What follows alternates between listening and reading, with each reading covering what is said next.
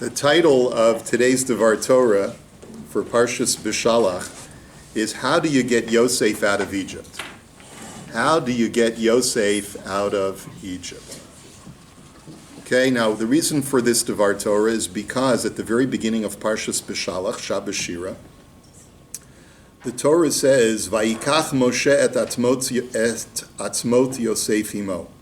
That Moshe took the remains of Yosef with him as they were leaving Egypt.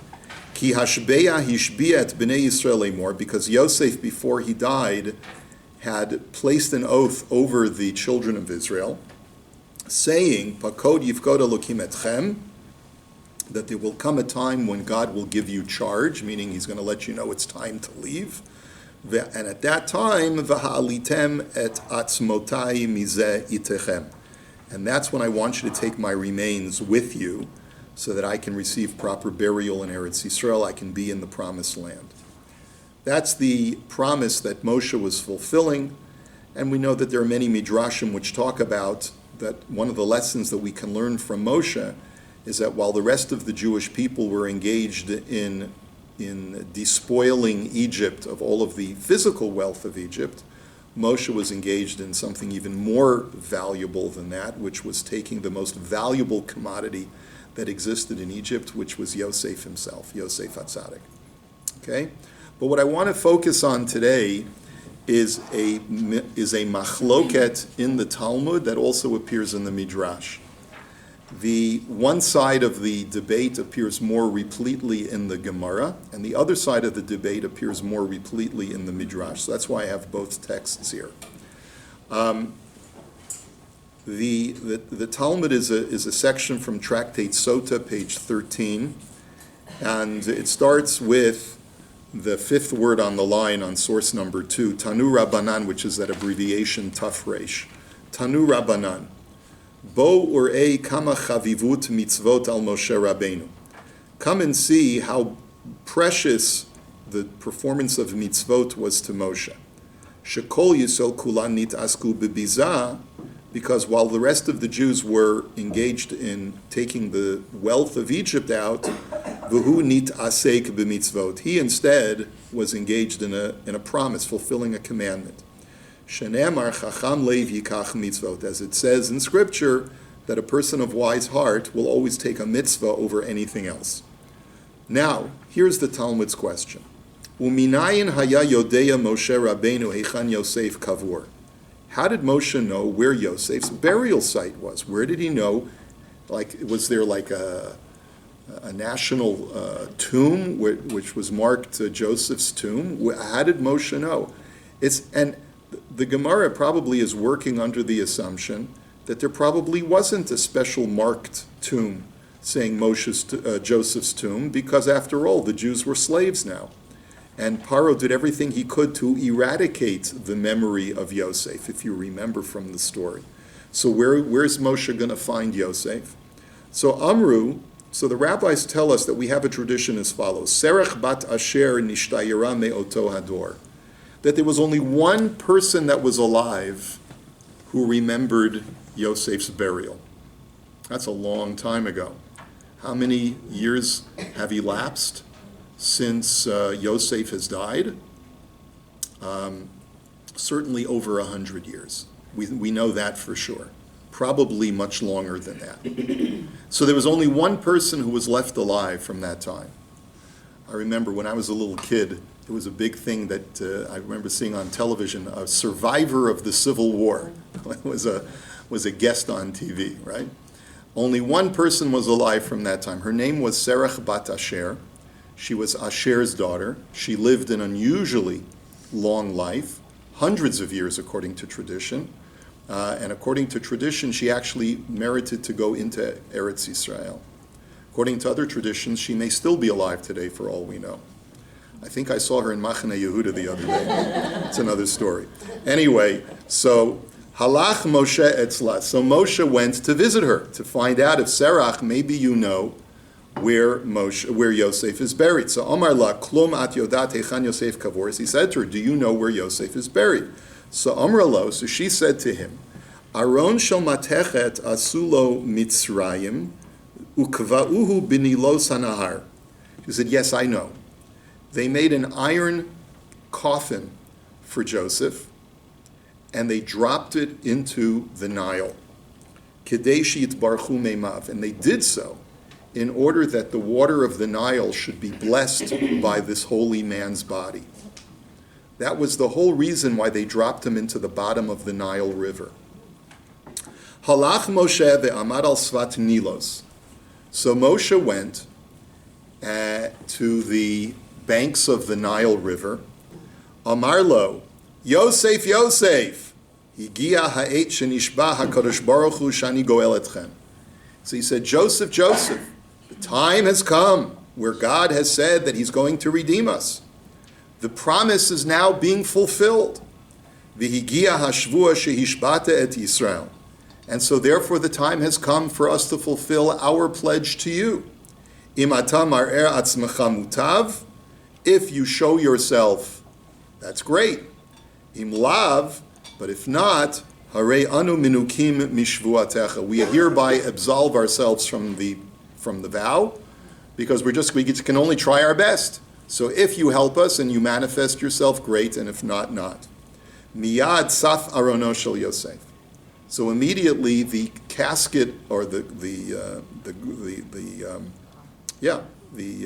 casket of Joseph immediately floated to the surface. This is a great movie. I mean, this is a great scene. Now, there's a medrash that elaborates on this, that tells us that Moshe actually wrote some magical incantation on a piece of parchment and threw it into the Nile. And on the parchment it said Alei Shur, which is a fragment of a sentence that Yaakov said in reference to Yosef, that the Banot Sa'adu Alei Shur, that the daughters of Egypt all climbed up to the wall to get a glimpse of the beautiful Yosef as he was paraded through the streets of Egypt. But it also can be read as Alei Shor, which is rise up, you ox of a man, which Yosef is compared to an ox. And therefore that was the magical parchment that succeeded in raising up Yosef. But however you're going to learn the story, something magical happened where it took an actual miracle for the remains of Yosef to actually float to the surface. Now, the other opinion is, I'm going to jump to the Medrash, because the Talmud tells us this other opinion as to what happened in very shorthand.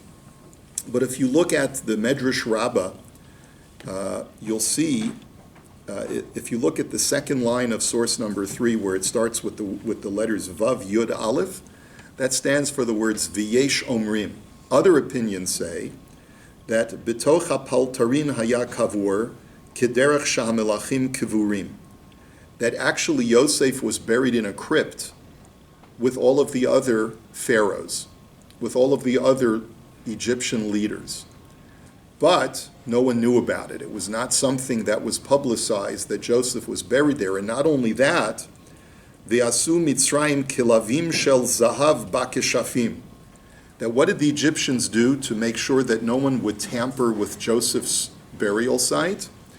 They created these 2 dog statues made out of gold. She'im yavo adam l'sham, that if a person would come there, yihiyu novchim, the dogs would magically bark. V'kolan holech b'chol eretz Mitzrayim mahalech mem yom. And the sound of the barking dogs would reverberate throughout Egypt for 40 days. And it was like this very, very magical alarm system that the Egyptians had built. You know, like you think of Indiana Jones now when you're thinking of this. You know, going into a crypt and trying to retrieve Yosef's remains is like, you know, you try to remove the thing from off of the thing, and then all of a sudden the thing drops, and then all of a sudden the big ball comes rolling at you, and you're dead, right? So the imagery that the Medrash is portraying is that there was some kind of elaborate magical system that the sorcerers of Egypt had created, these statues of huge gold dogs that if you tampered with Yosef's coffin, immediately they would make this huge noise, this siren, that would prevent you from being able to go anywhere. So what happens? Vishatkan Moshe. Moshe succeeded in silencing them. Shenemar ulachol b'nei Yisrael lo yecharatz kelev lishono. Because as it says in last week's parsha, that in all of b'nei Yisrael, no dog will wag its tongue. There won't be even the slightest sound from a dog. Now that pasuk is written in the context of Makat Bechorot, of the plague of the firstborn, that even though there's going to be terrible cries throughout Egypt during Makas Bechoros, but for the Jewish people there will be not even the slightest disturbance, to the point where not even the dogs will make a noise. Okay, that's the simple understanding. But the Medrash says that there's a backstory to all of this, which is that the magical dogs, Moshe succeeded in silencing the magical dogs of the crypt of Joseph. Okay? And then, Hitchil Moshe tzavach, Yosef, Higia Hasha. He says, and then Moshe cries out, Joseph, the time has arrived, when you said that God would, Pakod Yifkod Elokim Etchem, that God will come and redeem you. He's going to come and visit upon you, his redemption. And then after Moshe cried that out, Miyad nitnadneid ha'aron. Immediately, the casket of Joseph began to shake. And that's how Moshe knew where Joseph was buried, because probably all you saw was a whole line of caskets with the face of a pharaoh on it, just like in the movies. How do you know which one is Joseph? So all of a sudden, Yosef's casket begins to shake. Unetalo Moshe. And Moshe picked it up, put it over his shoulder, and then walked out. Shenemar vayikach Moshe et atzmot Yosef. As it says that Moshe took the remains of Joseph with him. So those are the two versions of the Medrash, of the narrative as how did Moshe find Yosef's remains? Version number one is that he was in an iron casket at the bottom of the Nile. And version number two is that he was in a crypt with all of the other Egyptian leaders and pharaohs, and Moshe had to silence the magical dogs, and he managed to do that through divine dominance. We're not really sure exactly. The Medrash doesn't even tell us. Now, the question, of course, is what is the deeper meaning of this machloket? Now, that's really what we always have to try and discover. If our sages tell us two very, very highly imaginary and graphic stories like this, what are we supposed to draw from it? What is the lesson, and why is there a dispute as to where Yosef was even buried in the first place? What is the basis of these two traditions? So I want to suggest something that I think is an important lesson for us that we can draw from this dispute. And that is that in the first version of the narrative, it takes an incredible miracle to get Yosef's remains out from where they're currently resting. In other words, the power of gravity has caused Yosef to drop down to the very bottom of the Nile. There is no way, other than through miraculous means, that you will succeed in being able to retrieve Yosef's remains. In the second narrative,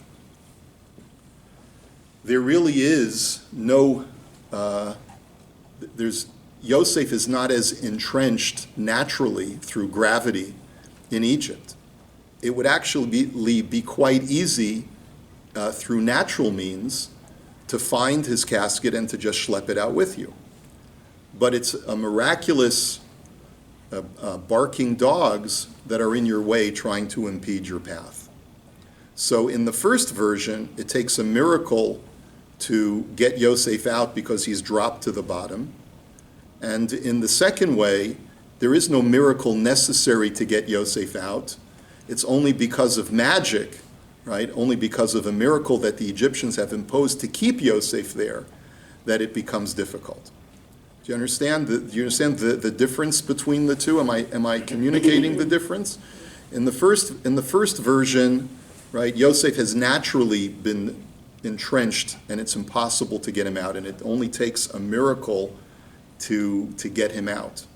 In the second version, it doesn't take a miracle to get him out. It takes a miracle to make him stay. Does that make sense? You understand what I'm saying? Miracle that, didn't you say that they said he called out Yosef so he knew which one of the caskets? Okay, but that's a minor detail. In other words, he could have gone to each one and sort of uncovered each one until he found Yosef. But I guess this was a more derech eretz way of doing it. The point is that it's in the first version it takes a miracle to get Yosef out, and in the second version it takes a miracle or magic to force Yosef to stay. And the question is, what does it take to get the Jew in Gullus out of Gullus? That's the question. Are we so entrenched in here that it takes a miracle to get us out? Or is it through magic and miracles that we find ourselves entrenched, and it's really quite easy to get out if we just allow ourselves to remove those magical or impediments? And because Yosef represents the Jew of Gullus, that's really Yosef's role. Yosef is the epitome of the diaspora Jew, the Jew who has been placed in the diaspora to pave a way for his brethren in order to be able to survive the darkness of the Gullus. And now the question is, how do we get him out? So, in the first version, very, very difficult, because the Gullus Jew is so entrenched after having lived for generations in Poland and in Morocco and in the Middle East and in wherever else the Jew has lived, the Jew becomes so entrenched that it really takes a miracle, an act of God, to be able to pull us away. And the only way that we can figure out how that miracle, what kind of saving grace will activate that miracle, that character is Serach bat Asher. She's the ancestor, the bubby who instills us with hope and instills us with the belief that we can get out. That's the meaning of Serach bat Asher. She connects us. That bubby that we love to go to hear stories about what life was like in the old country and things like that. She can help us actually figure out a way to get out of Gullus, because she reminds us that this is not where we belong. She remembers how we got here in the first place. And that's how we're able to circumvent the entrenchment and find the miracle to be able to get us out. The second version is that it's miraculous that we've actually stayed here for so long and not seen all of the writing on the wall, that it makes it so obvious and clear that it's time for us to go back home. And it's because of those magical dogs that are guarding the road to the airport to put us on that plane to go back to Eretz Yisrael, that if we try to leave, they'll start barking and making alarms and creating upheavals in our lives. That's another way of looking at what's keeping us in Gullus. Is it the magic that's keeping us here, or do we need magic to pull us out of here? And that's the difference in approach. And I think it's very much akin to the dispute between the sages as to how the third temple is going to be built. There's a machloket among the sages. How is the third temple going to be built? We may have talked about this in the past. The Rambam says quite explicitly that we're going to build the third temple. There's going to happen, certain world events are going to occur, whether it's Jared Kushner or somebody else is going to come along. Maybe he's the precursor, maybe he's the Mashiach ben Yosef, who knows, right? But he's going to come along, someone's going to come along, and there's going to be different world events that are going to occur that will allow us for the construction of the third temple, and that's when we'll know that Mashiach has arrived, or Mashiach will manifest himself at that point. But there's another tradition that Rashi brings in a couple of places in his Talmud commentary, where the Medrash tells us that the third temple will be fully built and will fall from heaven onto the Temple Mount, and that man will not have to lift a finger to participate in the construction of the temple. And I think that it's the same idea, is that if you believe it takes a miracle to get the Jew out of Gullus, it also takes a miracle to build the third temple. But if you believe that it's magic and miracles that are keeping us in Gullus, and that once we figure out how to overcome that magic, it's very natural and very easy for just to saunter out of here and to go back home, using, if we look at the natural means that are available to us to leave, and just to silence those dogs, then it'll be very easy for us to figure out a way to build that third temple. And that's the kind of approach that I think we have to start thinking about. What's keeping me here? Is it because of the gravity of being just dropped into the Nile, and I can't figure out a way to get out? Or is it some kind of magical allure that transcends what is normal? And really, on a normal level, if I really think about it realistically and logically, it's time to go back. And I have the wherewithal to do it if I just think about it reasonably. So those are the two perspectives. You have to decide which is keeping you here. Is it the Nile or is it the dogs? Not literally the dogs, but I mean, if you have a pet dog, you can take the dog with you. But yes. But when the second base ammunition was destroyed, right, wasn't that a punishment for us from Hashem, right? Yes. He put us in the gallows, right? Yes. In a way. So, Right.